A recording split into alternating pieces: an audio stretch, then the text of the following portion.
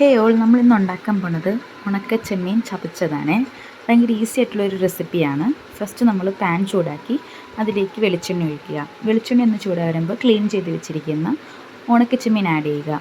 ഉണക്ക ചെമ്മീൻ ഒന്ന് റോസ്റ്റായി വരണം. ജസ്റ്റ് ഒന്ന് കളർ ചേഞ്ച് ആകാൻ നേരത്ത് ഞാനിപ്പോൾ ഇവിടെ ആഡ് ചെയ്യുന്ന സവോളയാണ്. സവോള ഏറ്റവും ബെറ്റർ ഉള്ളിയാണ്. എൻ്റെ കയ്യിൽ ഇല്ലാത്തതുകൊണ്ടാണ് ഞാനിപ്പം സവോള ആഡ് ചെയ്യുന്നത്.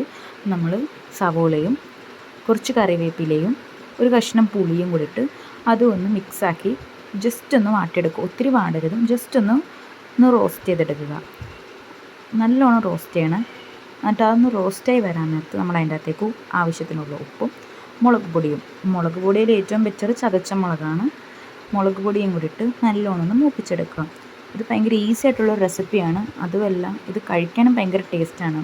ഇതിൻ്റെ കൂടെ ഒരു തൈരും ചോറും ഇതും ഉണ്ടെങ്കിൽ ഭയങ്കര ടേസ്റ്റാണിത്. വെറുതെ പറയുന്നതല്ല, ഭയങ്കര ടേസ്റ്റാണ്.